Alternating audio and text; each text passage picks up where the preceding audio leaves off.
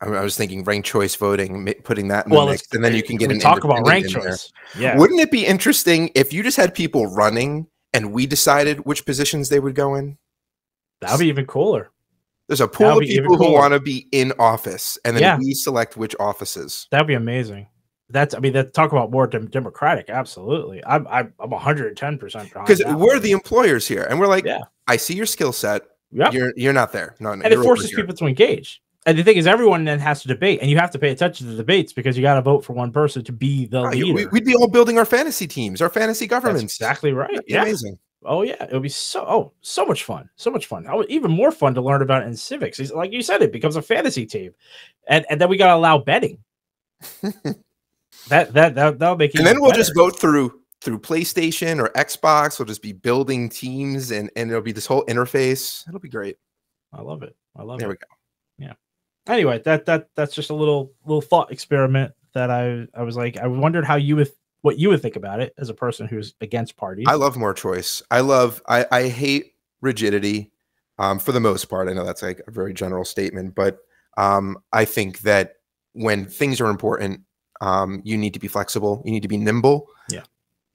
And you need to be able to repurpose. And I think that breaking this artificial bond between the VP and president in the way that you're saying the states have unjustly positioned it. Yeah. No, that's outrageous. That's absolutely outrageous. I feel like more people should know that too. They should know that this is not something that is in the government. This is something your state is artificially placed on. And both parties, I mean, this just goes back to the whole duopoly. Like, but it's not like in any given election cycle, one of the entities in charge was like, oh yeah, we're not doing that. Like, clearly this is like an agreement between everyone. And this is how it is. Is there any state that doesn't do this? Nope. All states have agreed to do it this way. I want to know what offices of the state. Is this like the attorney general? Like, who operates? Well, that was the next question. I don't know who is in charge of keeping it this way, because that is another really good question. Yeah, it's a question you're gonna elections. The elector director. Who is that? I don't know. Yeah, I wouldn't be surprised if they're some sort of party affiliate in some way, shape, or form. But yeah, it does not have to be this way.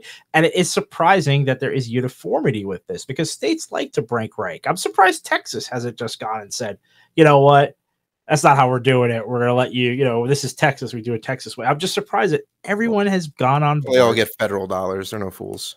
That's true too.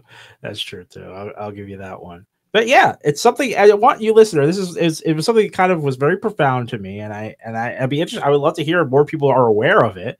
I'm venturing to guess that most people are not aware. No, why would you be? First of all, we were never told, and who the hell wouldn't even think to look that up, right? I mean, who? Someone who doesn't want to vote for both people of the same party. Yeah. Well, I mean, I feel like people talk about, people have reservations about Kamala. People are like, I don't like her, blah, blah, blah. And it's like, this would alleviate that. You don't like her? Vote in a Green Party person as the VP. Give them. Well, you don't like her for that, but you were bringing up, you don't like her, or not that you don't like her, but you are concerned. You had concerns because she's quiet. But anyone in that position, I mean, they may be a loudmouth, but they have no power. You need to fundamentally change the role of the VP, I think, in order which is how this for this to, satisfy you. But I also do, but that being, I think an opposing VP, you're going to be positioning yourself for an eventual presidential bid, so you'll be doing a lot more sound off in terms of the media. You'll be trying to get more media attention to either disagree or agree. I feel like it lights a fire under the VP to do more, even if you're not actually tasked with more, but just because you were elected independently of the president, even if you're in the same party. The idea that you didn't ride someone else's coattails, and there are people who you don't owe them that. You don't owe them. You don't owe them anything. They don't have leverage over you. As I'm saying, you don't have to make a commitment to say, I'll do whatever you want. Just choose me. Yeah. There are layers to this. There are so many layers to this. You free the VP. Even the VP of the own party can break ranks because you have people who support you independently. That's fantastic. We're adding more democracy. We're empowering greater democracy in this country by decoupling the party ticket. There's so many advantages to this for the average person that I think that the message of this needs to be spread. In fact, I should email Yang. I should say, you know what, the Forward Party, you need more initiatives. This is one. Decouple VP and president and see how that flies, because I feel I'd vote for someone who is going to help enshrine that or make a further amendment. Thing that can be done within a term. That's what I'm thinking. It's just by the next election, they're decoupled. End of that. 4 years. Took 4 years. Next election, you could vote for whoever you want. I mean, this could be something a governor does, right? A governor. Well, we don't know. Again, we don't know who's in charge of it in the state, but I assume, well, I mean, he owns. I mean, unless it's the state's House or Senate. Right? I think, yeah. Again, I mean, it would have been helpful. I couldn't get that far, but yeah, if it's up to the governor, it would be a governor. Yeah, you put it on the electoral cycle of your governor to make sure your governor is committed. I mean, he's the executor anyway. They're just like in the same way that you were saying, Yang. It would be he's the executive branch of the state, so right. It's the same thing. You put it on the governor, and then it's his job to have an agenda. And go all right, people out there, contact your governor, as long as it's not old Ronnie Boy. Yeah, I don't see Ronnie Boy doing that one in Florida, but everyone else, you know, I feel like it should be a bipartisan thing. I mean, obviously the parties have incentive, but I feel like it is an absurd thing. It's not like the House and Senate are all packaged together. Exactly. And it should feel as absurd. I think that's how it should be positioned.